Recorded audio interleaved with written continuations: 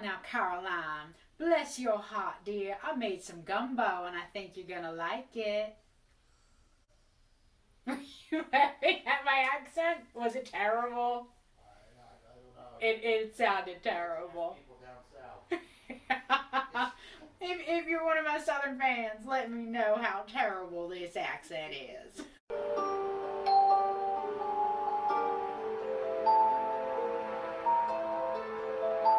Welcome back to 31 Days of Halloween. Today I'm going to be talking about the movie Skeleton Key. This is actually one of my favorite horror movies, pretty much ever. This wasn't a movie that I had to grow into to learn to love or anything like that. I loved this movie from the first time I watched it. There are some issues, and I can recognize that. I know a lot of critics and general viewership and stuff didn't particularly care for this movie.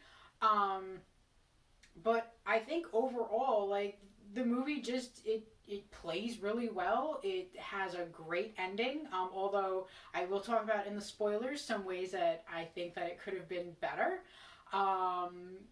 And I just, Kate Hudson is just fantastic in this, and I don't remember the name of the old lady. I think it's Gina something. And then John Hurt plays the old man. And everybody just works so well together.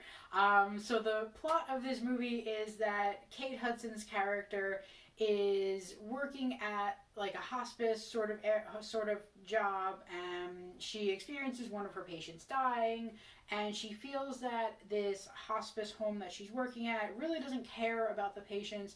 They just kind of see them as like sources of revenue, that they're just moving along so that as they die, they basically bag them up, get rid of them, and bring in a new person. So she's trying to find I guess a more meaningful way to work in the healthcare field, and she decides to pick up a job out at some plantation house in Terrebonne, I think is how it's pronounced, or Terrebonne.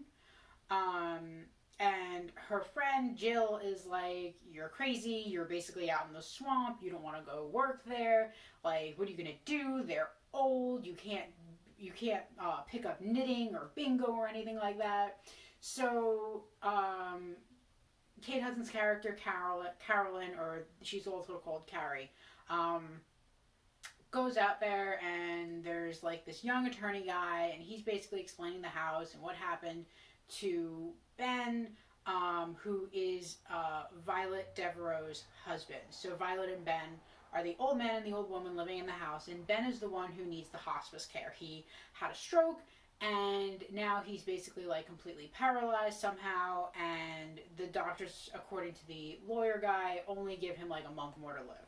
So Carolyn decides to take this job against sort of like her better judgment, because she's also dealing with some emotional baggage that makes her want to take this job, even against what her friend Jill says, and even knowing that the past couple of caretakers have just quit. So as we progress through the movie, things start to get a little weird. There's no mirrors in the house. Carolyn finds a locked room in the attic. Violet keeps talking about how Carolyn won't understand the house. She makes weird comments about the way Carolyn looks and where she's from, and Carolyn's like, "Well, I'm from New Jersey." And Violet's just obsessed with the fact that she's not going to understand the house, and the attorney's like, "Look, just give her a chance. Like, you need somebody here." And then things just get weirder from there, and it crescendos to this point where like everything just goes haywire. And I guess that is one of the parts that I had an issue with. The story almost has like two sort of climaxes.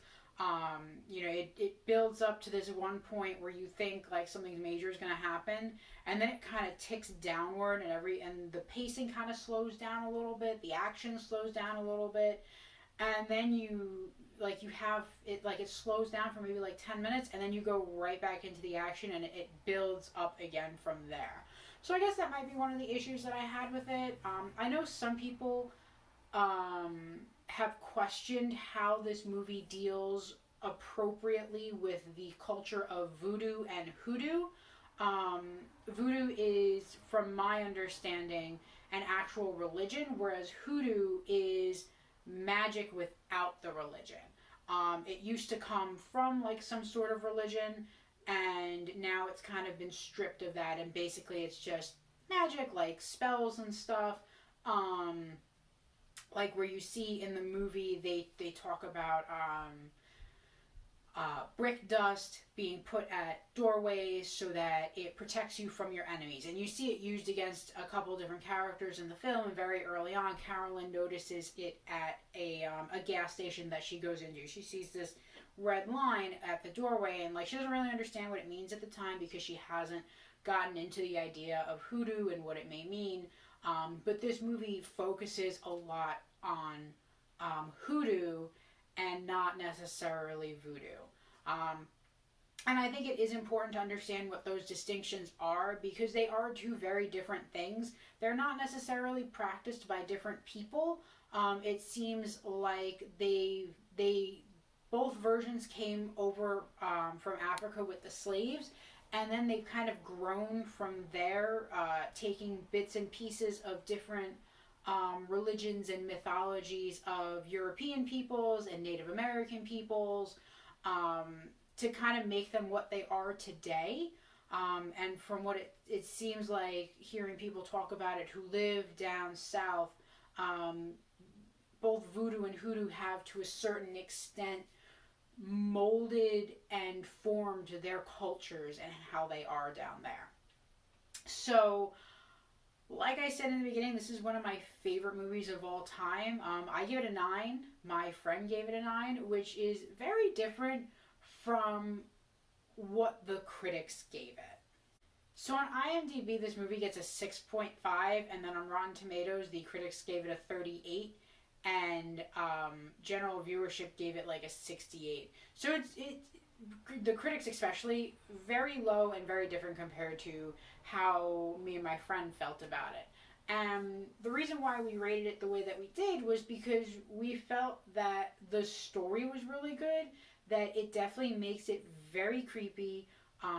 You're kept interested and engaged the whole time. Like you're constantly guessing what's going on, who are these people, why are they doing these things. It's not slow at any point, even that part where like you're that first kind of pretend climax where it peaks and then it goes back down. Like it's not necessarily that it slows down to like the beginning pace where like it's slow and it's building tension. Like if this is your beginning pace and this was that climax pace, you kind of come back down to here, but then you're right back up there. So I wouldn't say that the pacing is bad. It's really good. So maybe some of the issues people had was, I don't know, maybe they weren't sure if it was culturally appropriate what they were doing. Maybe they didn't like Kate Hudson. I really don't know. I didn't look at any of the reviews to see like why people disliked this movie. I guess it's just not for everybody. You know, I tend to really like movies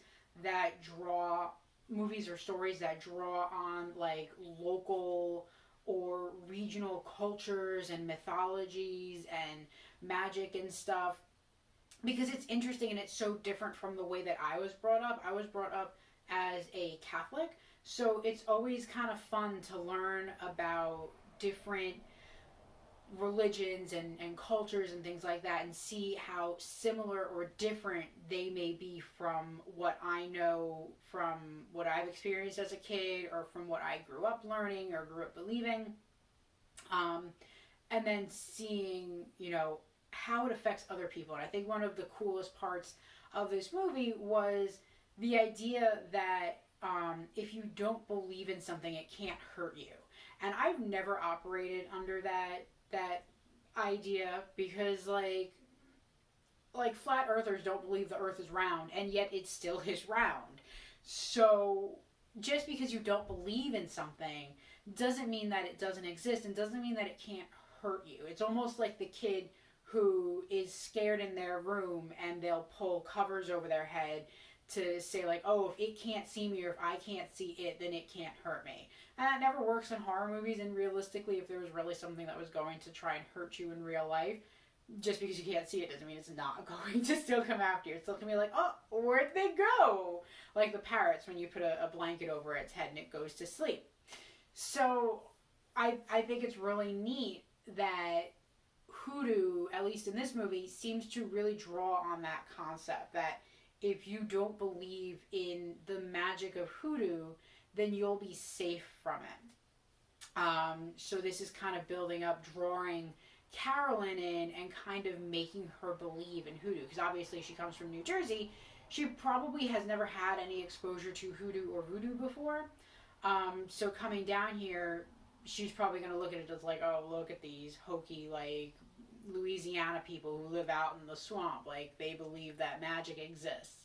And yet, as the movie progresses, she slowly starts to kind of believe that, you know, maybe there is something to what these people are talking about or what they're trying to do with their magic. So I really want to talk about the ending of this movie because that's kind of what seals the deal for me as far as this being like one of my favorite movies of all time and like having one of my favorite endings. So if you haven't seen this movie, I really recommend going to see it. Go give it a try. It's definitely going to be worth it. Even just to like get an intro into hoodoo. And to like kind of expand your mind into what else is out there. So if you haven't seen it, you should go now because I'm going to talk about the end. But make sure you like, comment, share, and subscribe, and I'll see you in the next video because we are getting into spoilers. So the way the movie ends is it's basically a build-up to these two characters who you get introduced to earlier in the film called Papa Justify and Mama Cecile. And it's these two black slaves who wind up getting killed by their owners. I think they're slaves. They were in the early 1900s, so I guess technically they're not slaves. Maybe they were previously. It gets kind of murky what exactly they are. But you find out that they basically did this ritual with the two white children in the house where they switched bodies with the white children. And the parents, when they discovered this ritual, hung and set on fire Papa Justify and Mama Cecile, except the people that were actually in those bodies were their children. So it's kind of like a disturbing sort of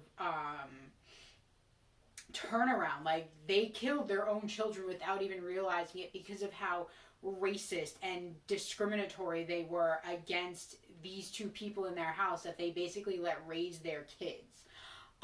So you do get a little bit of that, the kind of racial undertones in this. They're not really at the forefront. It's more all about like the magic than it is anything else. And the way you proceed from there is you realize that these two kids grew up and they've been in this house pretending to be people that they're not, but it's really Papa Justify and Mama Cecile. And they have now, Papa Justify has put himself into the young lawyer, and the young lawyer is now living in Ben's body. And Ben the entire time is trying to get Caroline to realize that she and him are both in danger and to get them out. They're unsuccessful, and Mama Cecile winds up in Carolyn's body by the end of the movie.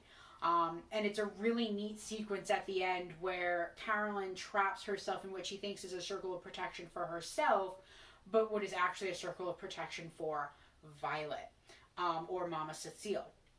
So Carolyn gets stuck there. She's screaming, I don't believe, trying to stop the possession essentially from taking place, and then she fails to do that. So at the very end, and I love this because, the whole time you're expecting Carolyn to succeed, because usually in American horror movies, they have a happy ending or at least a resolution where you can kind of sort of be happy about it. But this completely turns that on its head there is no happy ending because Carolyn is now trapped in this old woman's body. She's lost her entire life. She's 25 in this movie. So that was really kind of it turned everything on its head for me, and I think that's why I like the ending so much, because it's not a predictable happy ending.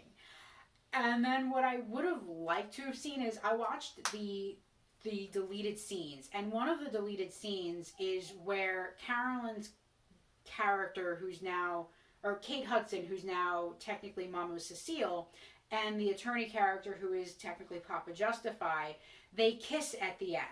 And as they're kissing, the camera kind of pans around to show a mirror.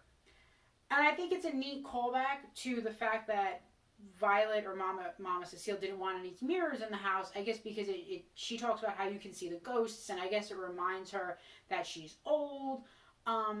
Me and my friend were both like, wouldn't it be so cool if, as the camera pans around, like you go from seeing Kate Hudson and the attorney, and then in the mirror you see Papa Justify and Mama Cecile kissing. Like I just feel like it would have been so cool to see that, and to just kind of emphasize why they didn't want mirrors in the house, and how they're always talking about, oh, you can see the ghosts in the mirrors. Well, in this instance, you're now seeing the ghosts in the mirrors because Papa Justify and Mama Cecile should be dead by now, and not just because they were hung and set on fire, but like age-wise, they should have been dead by 2005 or whenever this movie came out, 2004. So they are legitimately ghosts. They're just living in someone else's body. So I mean, as much as this is like a supernatural, like magical sort of film, it's also like really a possession film, because it's these two spirits, and arguably they're malevolent spirits because they are taking over other people's bodies for their own purposes. And they're possessing people's bodies, so it could be a possession film too. I just really like this movie, and I think it's such a great addition to whatever subgenre you want to stick it into, and horror in general. So hopefully, if you hadn't seen this movie, you didn't stick around to hear that awesome twist ending, or it's not really a twist ending, except if you're looking for like a happy ending as far as American films go. But, if you've seen it, maybe you'll go see it again. I've seen this movie a bunch of times. It's really rewatchable for me, even with knowing how it ends. So that is all for today. Please make sure to like, comment, subscribe, and share, and I will see you guys in the next video. Just make sure you remember that just because you don't believe in something doesn't mean that it can't hurt you. Bye, guys.